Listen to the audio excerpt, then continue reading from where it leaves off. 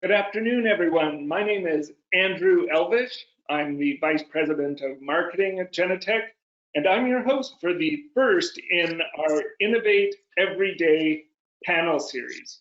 I'm very happy you were able to take the time to join us today. I know there's a lot of competing things going on, especially now that we're all working from home. So I'm glad you were able to escape your cat, dog, children for an hour of 45 minutes, I would say, of interesting conversation and thought-provoking discussion. So thank you very much for taking the time. I want to give you a little bit of background about the lecture series. We put together Innovate Every Day so that we could talk about how Genetec and our customers are creating solutions together to move on to the next phase of whatever normal is going to be. And we're going to use this lecture series, which will be continuing on for about 5 weeks, one talk a week, to look at how we're partnering with our customers, how we're working with the broader community to deliver innovative solutions that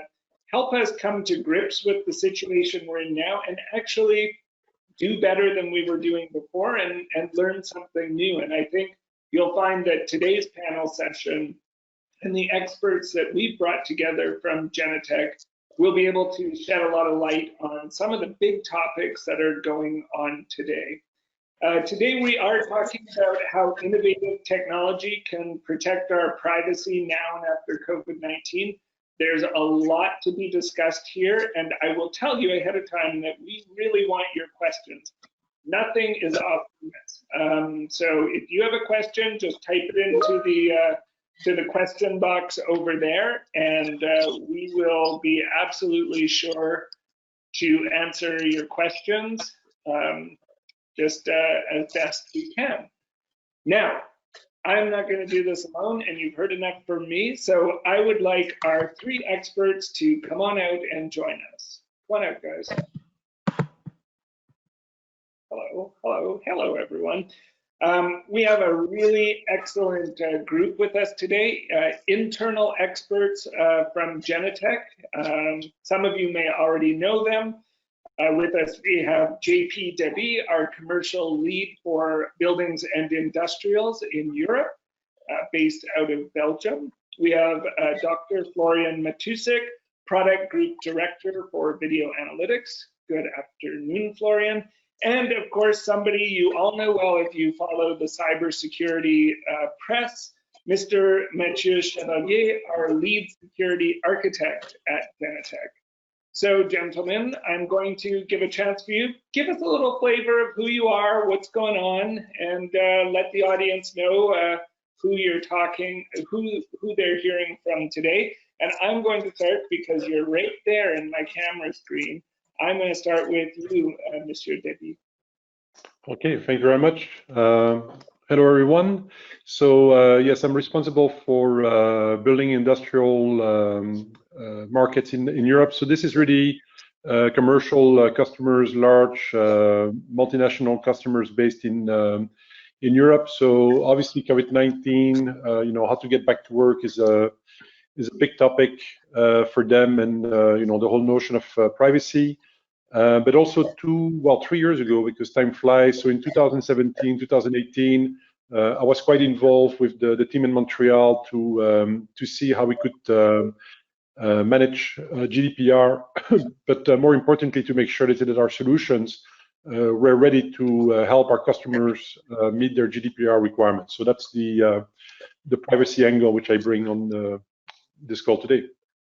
Great, thanks very much, JP. Let's head over to beautiful Vienna and hear from Dr. Florian Matusik. Yes, hi, I'm Florian. As Andrew mentioned, I'm the product group director for video analytics at Genetec. Why am I here? I'm here because I've spent a lot of time on privacy protection in video surveillance, both on the research side as part of my PhD in publications, but also on the product side, of course, and that's part of what I do today. So privacy is near and dear to my heart. So that's why I'm very happy to be here. Well, we're happy to have you, Florian. Thanks for taking the time to join us. And of course, last but certainly not least, from here in very warm Montreal, Mathieu Chevalier.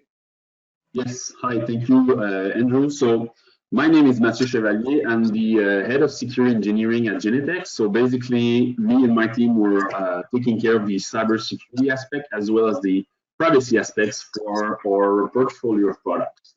So this is the kind of questions and subjects we're dealing with on a daily basis. Well, it's great. I'm really glad that you can be here because there's so much going on in terms of both cybersecurity and privacy. So I think we have the right people around the table to have a very engaging conversation, but the most important people around this table are those of you who tuned in, and I'm looking at the list and I see people from all over, actually. I'm surprised. I thought we'd have primarily a North American audience. But thank you for taking the time. And again, you're essential to this discussion. If you have a question, write it in the window and we will put it forward to our panelists. But I have a lot of questions to get us started. So maybe I'll get one of your questions right out of the gate. I think most of you noticed this morning, the Canadian Broadcasting Corporation and the New York Times both put out an article about Russian hacking into COVID-19 vaccine research laboratories. We're starting to see the undermining of trust in our health organizations. The New York Times, with regard to contact tracing apps, said that researchers are reporting privacy and security risks that could affect millions of people and undermine trust in public health efforts. These are some very significant issues that are going on right now that could undermine the entire pandemic response. And a lot of them are tied up with issues of privacy and cybersecurity. So I'm going to start off with you, Mathieu, but JP, Florian, please feel free to jump in. Contact tracing applications and privacy. Is this an either or? Do we have to give something up to have proper contact tracing apps? Or is there a way to do this and still respect privacy? Mathieu. So no, I don't think it's a zero-sum game. You can have or strive at least to have the best of both worlds. In order for contact tracing to be efficient, you need to have some critical mass. So some experts have said about 60% of your population need to use the application in order for it to be relevant. So it's important that those apps are used, and surveys suggest that people are not that happy to jump into using it. So source diverse, but it's around 50 to 70% of the American population that say that they won't be using a tracing application for COVID, and the main reason being privacy. So it is certainly something you need to discuss and address if you're planning on doing something around privacy. I think the biggest players in the field have already proposed something. I'm talking here about Apple and Google that basically have created an agreement between themselves to have some form of a standard so that they build the foundation for application to be interoperable between those major mobile providers. And so what's interesting with them is that they really took a privacy first approach. They really put the user at the center, and you can choose to share or not his data. And so in fact, they have been criticized in some regards because of this, because the health officials of different countries have found out that they don't share enough of data with them. And so it's limiting in some regards. So we have seen some countries like Singapore, Austria, in the UK, in fact, that publicly said that they will continue with their own application instead of using what is proposed by those two companies because of those limitations. I think the cultural aspect of this is very interesting, Mathieu, because trust has so much to do with the country you live in and the social norms that you're used to, I wonder if I could throw it over to our European panelists. Maybe JP, you could take a kick at this. What is the response to contact tracing applications in Europe? Yeah, so it's mixed. I mean, it's mixed, and it's sort of funny. You take Germany and France, for example. I mean, most Europeans will tell you that you know, Germans are really concerned about their privacy, but yet they picked up more on the solution that was developed in Germany than the French did in France. So for me, I mean, I think it's you know, certainly there's a cultural issue. You know, are people feeling comfortable or not? Although it's sort of funny because I mean, I think that most of us are utilizing Waze. So I mean, we're, you know, sort of making ourselves traceable all day long as we drive on roads. But I think that, you know, the big issue with trust is communication and you know, explanation. And perhaps the Germans have done a better job than in France, and as a result, you know, reassure a little bit more their citizens about the good of this application. Yeah, go ahead. Especially in France, what we have seen is that they adopt this the centralized approach that where many people have doubts that really privacy is protected. Even though it's not easy to explain to a general population, but I think this added to a little bit of mistrust in France. Also, I have to defend my own country. Austria is adopting Google and Apple. France and other countries are not. But I think, yes, as JP mentioned, it's interesting to see different countries, how they approach this and how they can build trust around these applications. I see many in my own field when I talk to people, I see many people that seem to trust big corporations like Apple and Google more than their own governments. And I mean, this is, first, it's an interesting statement of the state of our world, that we don't trust our governments, but also we are sharing so much information every day with Google and Apple and many others. I mean, not even talking about TikTok, that we seem to trust these corporations, even though there is not really a basis for it, because they are not so much more transparent than others. That's interesting. You should bring up TikTok, Florian, because I think in our pre-brief, we were discussing the recent, you know, they've been banned from many corporations as potentially an arm of spying of the Chinese Communist Party. Mitchell, is there a parallel between something like TikTok and a contact tracing application? Yes, you can make some parallels in the sense that TikTok have announced in the term of service that they are tracking the location of their user. That's some things you agree to do when you're using their services, basically. However, we don't really know what they're doing with it.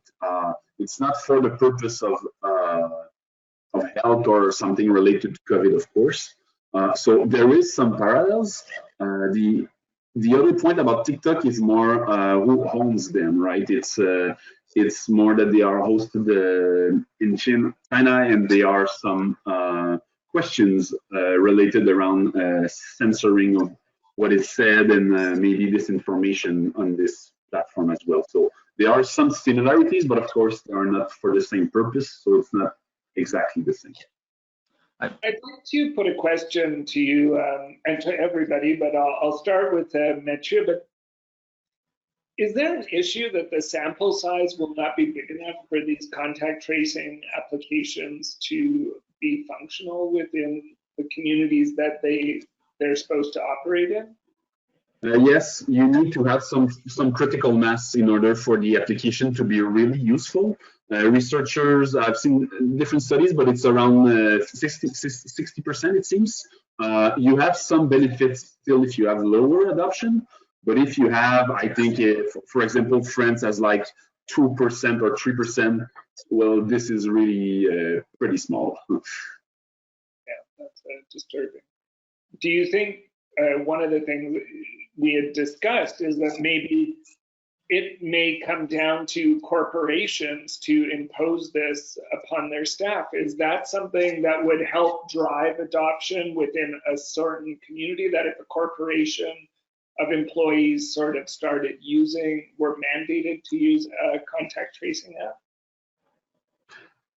Well, certainly it would help drive the adoption. However, is it the right thing to do or not? This, I don't know. Like, for example, China, they have a mandatory application for people that be embedded in WePay and Alibaba. And basically it gives you a color code, green, red, and yellow. And you basically need to show your code in order to move around the city.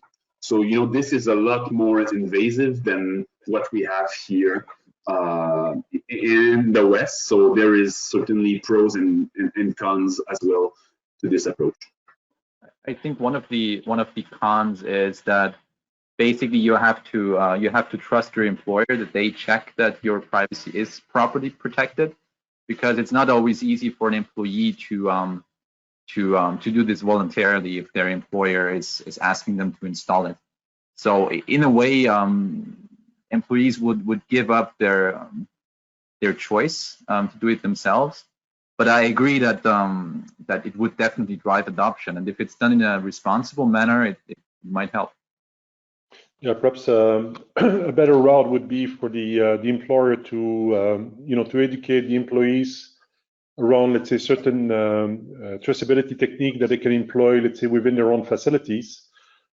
Explaining also, let's say, the the economical impact of not doing that. I mean, when you're seeing what happened in some of the the meat transformation companies that be in the US or even in Europe, how you can bring a whole business down. I mean, perhaps this would let people think on a larger scale, how they can positively impact their country. So perhaps it's first educating them what they can do, let's say, on the within their offices in terms of traceability. And then with that, they will better understand, let's say, the value of applying that on a national level, for example. All three of you have made mention of, education, trust, awareness. Do you feel that there's enough cyber literacy or technological literacy in the broader community to actually appreciate how a contact tracing application could be made to be more private and secure versus other applications? Mathieu, what's your take on this idea? Of course, from my perspective, which is doing cybersecurity all day, I don't think there is enough literacy around this. I think my field has kind of permeated outside of its own circle and is now more affected, like in the mass media, stuff like that. We can think Twitter yesterday. Remember, like a couple of high-profile accounts were compromised in order basically to exchange Bitcoin for attackers to make money, right? So those are issues that are related to cybersecurity, and so it is a hard topic, honestly. But yes, more literacy will mean more security. I want to change gears a little bit here, and I want to ask you a question, JP. Certainly, being European in the country that's the seat of the European Union, how is this playing out in relation to privacy regulations? Genetec has a long history of being ahead of the curve on GDPR and the CCPA. How is this colliding with the pandemic right now? Yeah, so indeed, we're fortunate in Europe to have GDPR. So GDPR doesn't hinder, I would say, some of the measures that are being taken around the the utilization of technology or getting information to combat COVID-19. Because at the end of the day, GDPR is really about how you safekeep this information, and how, as the data controller, the person that captures, let's say, the information, you are responsible for this information. The issues, let's say, that we have seen, so I would say that for the majority of technologies that you're seeing, reading in papers, I mean, it's totally an equation with GDPR. The issues is more around certain type of information, especially medical information, where we've seen a lot of concern because it's colliding actually with other regulations. So, for example, labor laws will vary from country to country. GDPR in Europe is a regulation, so it's adopted by the whole of Europe. But labor laws are typically directive, which means that each country has the ability to define a little bit how they want to do things. And as a result, you'll have countries where they'll say, you know, you cannot keep any type of medical record. You have countries where to take a medical measurement, for example, it's a doctor who has to do it. You cannot automate the process. So it's especially around this area that we've seen, let's say, a lot of discussion, where I think audience that have offices across Europe have to be attentive and really, let's say, get the you know, the right information from lawyers or whatever locally to make sure, let's say, that they take the right approach. Yeah, so being on top of it, being aware of that. And, you know, JP, I mean, you're in charge of our buildings and industrial sector. We're hearing a lot about people putting temperature checks at the doors of large facilities, the thermal cameras, which may or may not work. How does that intersect? Like, is there a difference between how they collect the data and what they do with it? Like, how does that work? I'm sure we have people on here who are managing properties. What does that, is there a difference between those two things? Yes, I mean, again, it comes back, well, so there's a really multiple, you know, topics here. So one of them is the legality for the employer to collect data. So if legally they can, you know, take medical information, then GDPR will step in, where, you know, this will be highly sensitive and they will need to take the right step to protect it. But there's this notion of grabbing the information. I mean, on a wider scale, I would say we see also a lot of companies, you know, coming back to the idea to take temperature in the first place, as, let's say, we, you know, know more and more about, you know, COVID-19 and the fact that, you know, a large percentage of people with COVID not necessarily show signs like temperature and so forth. So what was sort of a, you know, a debate and a big concern in the beginning, I think, is sort of switching now and sort of moving away. I think that people are sort of stepping back from the whole temperature testing as a whole. I think, I mean, GDPR and other regulations, they do have this concept of a balance of what you're allowed to collect versus why do you need to collect it and what's the use of it, and data minimization. So you're supposed to collect only as much data as you really need for whatever you want to achieve, and not use technology that collects more data if there is a different technology that can achieve the same result. And I think this is also why regulations like GDPR and so on apply to special situations like this and not necessarily have to be rewritten, because they provide this flexibility of collecting data if it's necessary and not if it's not necessary. So privacy is not an absolute dogma. Yes. So privacy in the end is a social contract, right? So we define ourselves what we think is our private life or our private data. It meant something totally different 200 years ago or 100 years ago or even 50 years ago. So this is something that's evolving and that we all agree on. But what we have to make sure is that during these special times, we don't throw everything out of the window. We defined and agreed on in recent years, which was a very good development, and GDPR itself is a great revolution. So there is this saying that there is nothing more permanent than a temporary solution. So we shouldn't implement temporary solutions now in the name of COVID that throw all of our privacy principles out of the window. We really have to make sure that we're still considering privacy of people. Yeah, that's a very important point. And I wonder if we've been, we've conditioned ourselves to over-focus on the economy and reopening the economy and sort of put in jeopardy other considerations, public health being one of them, but certainly also the right to privacy. What's the opinion around the table here? Have we put privacy in jeopardy, and subsumed it to sort of bigger topics? How about I throw that over to you, Florian? I think we haven't yet. I think it's just natural that you if you have a critical situation, that you focus on the most pressing things first. But luckily, at least in many countries, we have institutions that care about privacy and that are raising the flag if something like this is happening. All around the world, of course, the crisis might look different where we don't have this kind of regulation.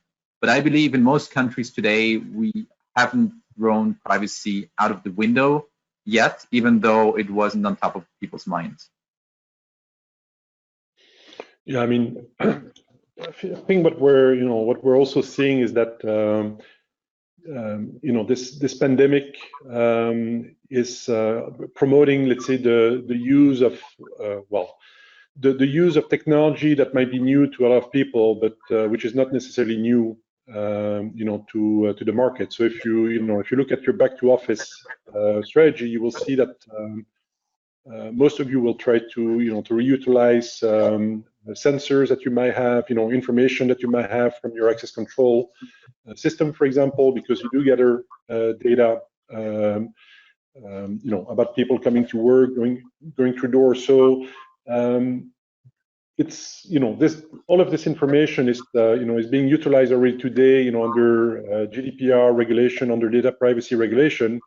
It's just that it's being respin a little bit for another usage, which is traceability, for example, of with which colleagues you might have been in contact 3 days ago when you were in the office, and perhaps it's those aspects which are new to the public rather than the technology and the data itself. That's a very astute observation, JP. I wonder, as we start to see this happening and we start seeing more proactive measures happening, we're certainly seeing an explosion of the number of sensors that are being deployed into action to help us, manage COVID-19. And this could be temperature sensors, more cameras, more.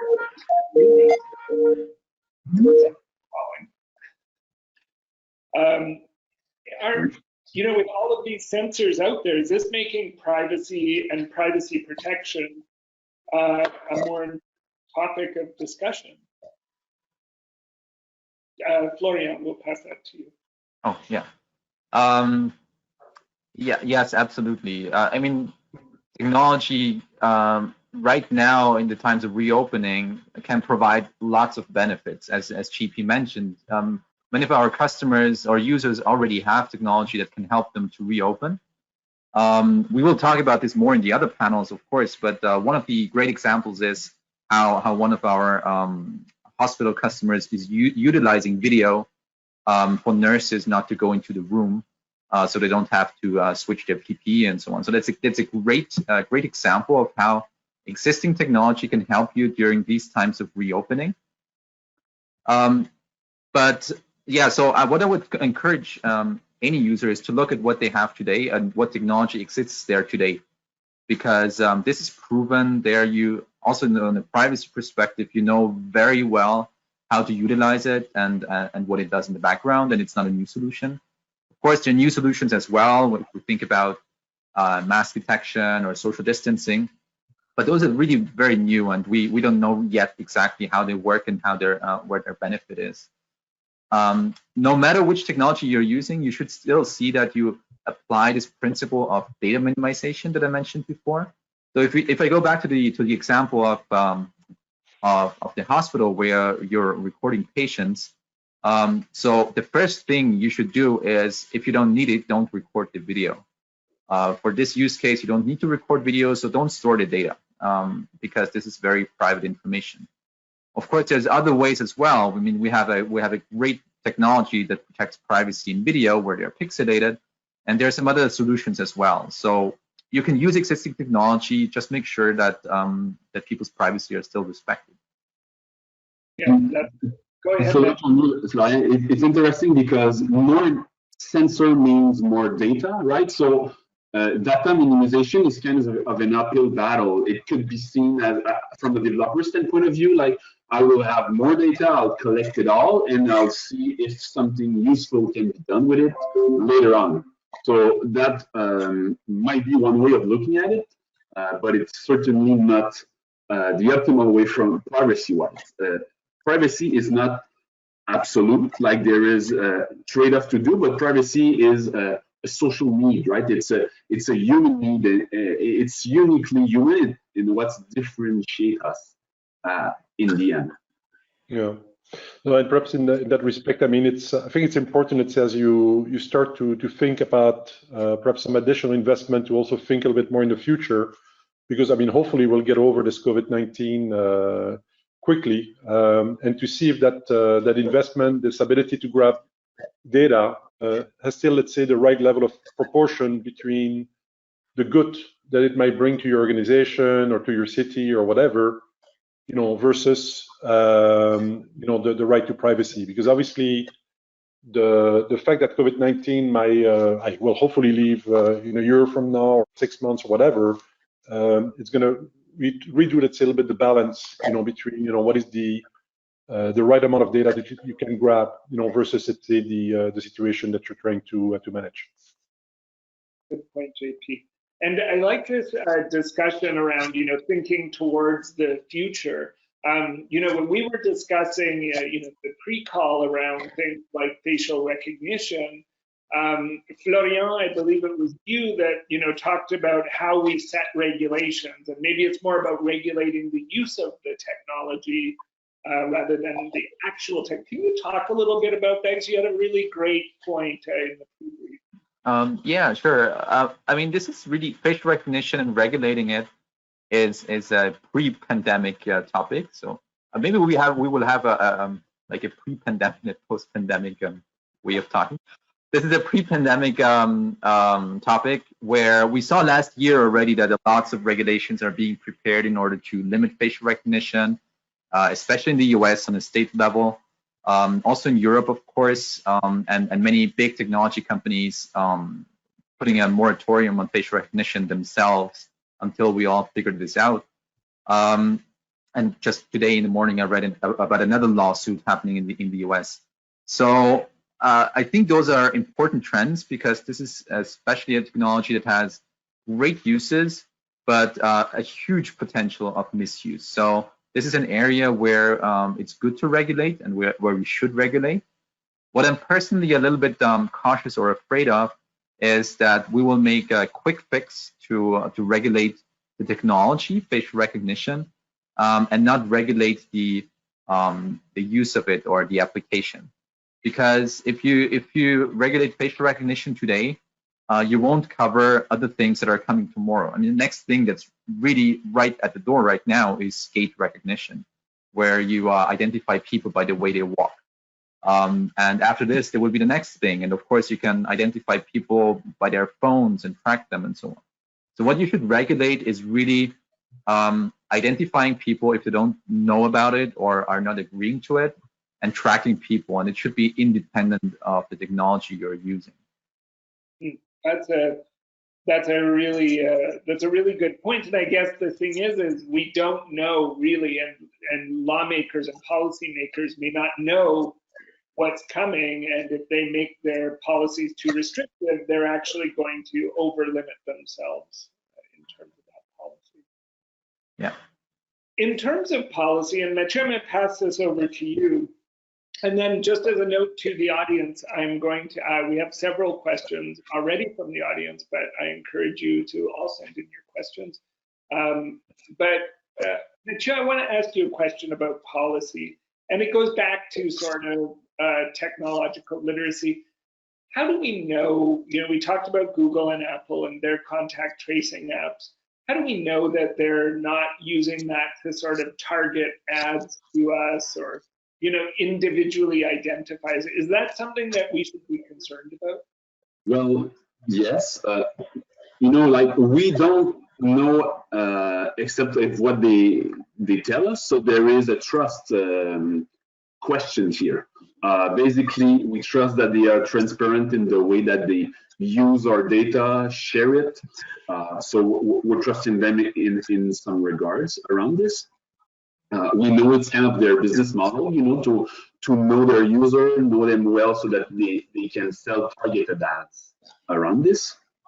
The question of targeted ads, however, it's kind of broader from an internet context, because this is tracking you everywhere. It's not just Google, but those different hundreds of companies that we don't even know the name of that are also able to do this, and for which we don't know how they manage this, how they manage our data, what they do with it. So more light, more focus on those issues would be helpful from the internet perspective today.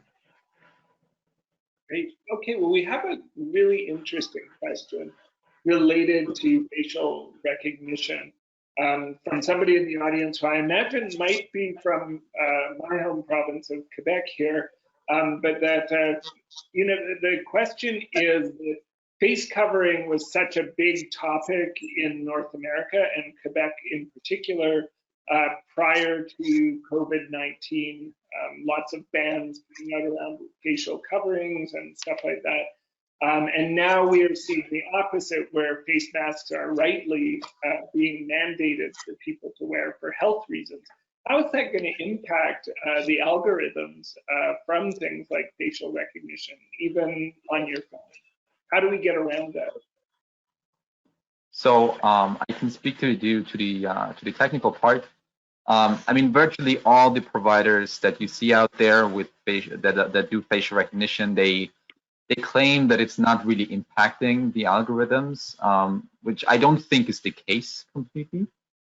It will probably somehow work, but what we are already seeing is the first providers that are taking a different approach to facial recognition and just focusing on recognizing people by their eye features, that are not taking anything else into consideration in order to overcome this issue.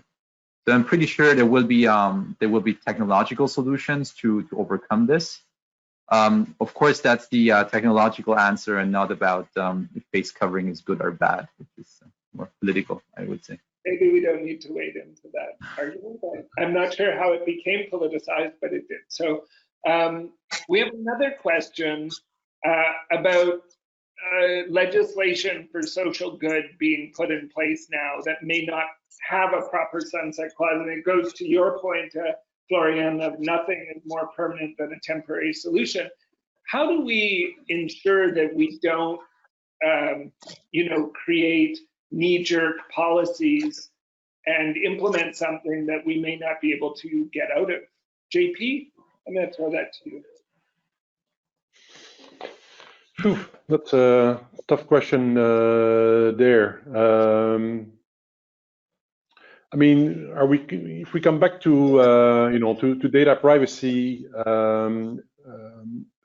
again in Europe, and I'm not too familiar, let's say, around some of the regulations across the world, but I think that the guidelines are already sort of set, and this is why, for example, we're talking about face recognition, where it's been banned in Belgium last year. So the policy needs to be how to say that, needs to be able to to work with a lot of different cases, and I think that with GDPR the balance was correctly struck, where again there needs to be this analysis, this continuous analysis, that whatever you put in place, first and foremost has value for what you're trying to achieve. Let it be to protect your your property, for example, but also that you need to ensure that you don't have, let's say, a better method or a less intrusive method to achieve, let's say, the same objective. So this is where we are lucky, I would say, in in Europe, to have GDPR in place, because I think with those sort of major lines, we can guide a lot of the new technologies that are going to come our way, or the utilization of those technologies coming our way for the coming years. Great. Sorry, go ahead, Florian.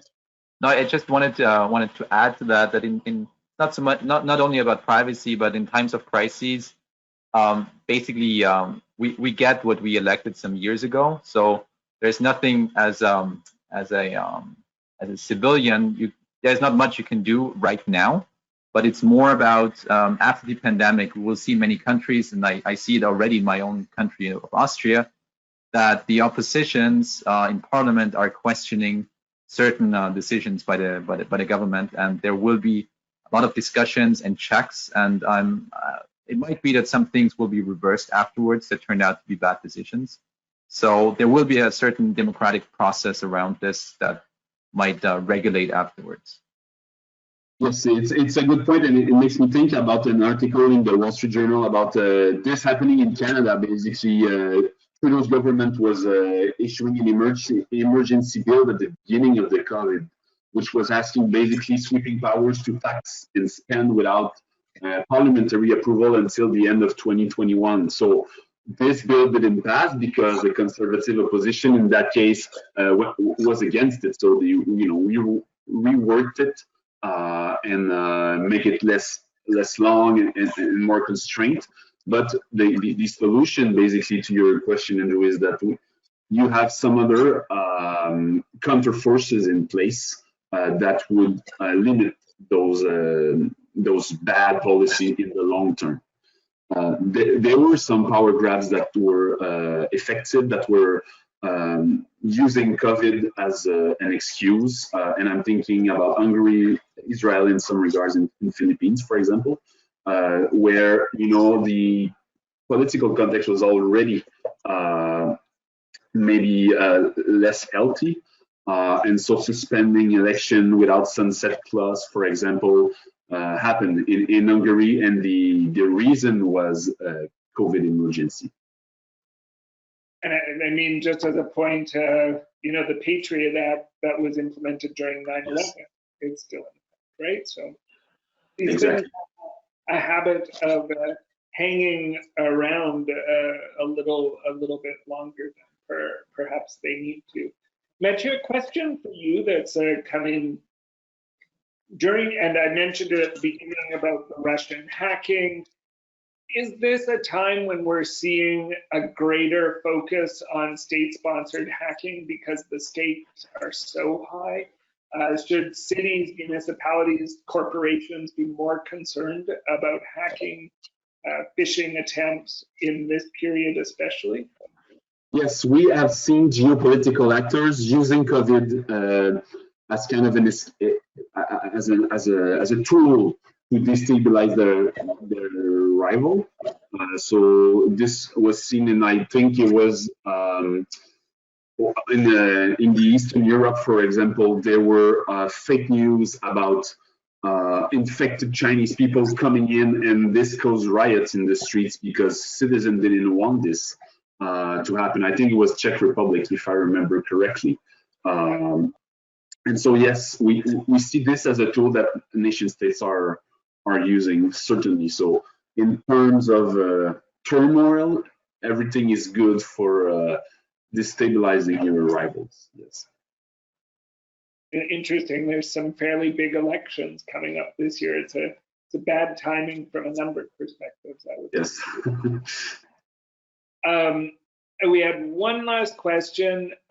Is it, are they, from a corporate perspective, is it just hacking into the corporations for data, or is it for money? What is the reason why this hacking is taking place? Well, it depends on the motivation of the threat actor, of the attacker. So cyber criminal, it's always about money, right? So the Twitter hack of yesterday, this was about money. The threat actors that are nation states, this really depends on their agenda. So Russia, for example, they looks like they just like to create chaos. They like to destabilize their rival, and so typically when a subject is divisive, they will push both sides at the same time so that opinions become more polarized. That's what we did in 2016 for the US election, for example. So yes, it depends. Great. Worrying stuff. Well, we're almost at time, gentlemen, so I'm going to ask you for your parting thoughts for our audience before they continue on with their afternoon. JP, final thought you want to share with our audience today? Yeah, so for me, data privacy is a lot about education and being transparent and explaining, a little bit to your community or to your employees. What do you do? Why do you do it? And how long you will do it? So I can only encourage you to be very transparent, because that's how you will build trust over time. Excellent parting words. Florian? Yeah, maybe I want to drive home the point that yes, technology can be a great tool to reopen your business, but make sure you don't collect more information than you have to. Be sure to be transparent, as JP said, and explain why you're utilizing which technology and for which use. I think then we have great solutions that help us to reopen, but that also protect our privacy. Excellent. And last word to you, Mr. Chevalier. Yes, so we have been told that security and privacy are often don't come together. They are a fundamental dichotomy, but that is a false one. Security is not always a trade-off to privacy, and if we make the right choices, it is possible to have the best trade-off between those two worlds. Well, an excellent place to leave the discussion, understanding that security and privacy is not a zero-sum game. Thank you for that, Mitchell, and thank you to all of our panelists and our audience today. And remember, coming up, we have 4 more excellent get-togethers of Genetec experts and our partners. Next week, we'll be talking about physical security innovations on July 21st. August 4th, we'll be meeting with our great partners, HID and Quanergy, to talk about how we're working with our partners to deliver compelling solutions during the pandemic period. August 18th, I'm especially interested because we're going to be talking about identity as the new perimeter, which is a very, very interesting topic. And finally, on August 26th, we are going to be diving into machine learning and making sense of data during this period. And we'll actually be lucky, and we will have Dr. Sean Lawler, Genetec's chief data scientist, join us. And I believe that you're going to be joining us on that one too. So it's going to be a PhD extravaganza. So thank you everyone for joining us. Remember to innovate every day and stay in touch with Genetec. If you have any questions after this, just email us. We'd love to hear from you. Have a wonderful afternoon, everybody. Goodbye. Bye, everyone. Stay safe. Bye.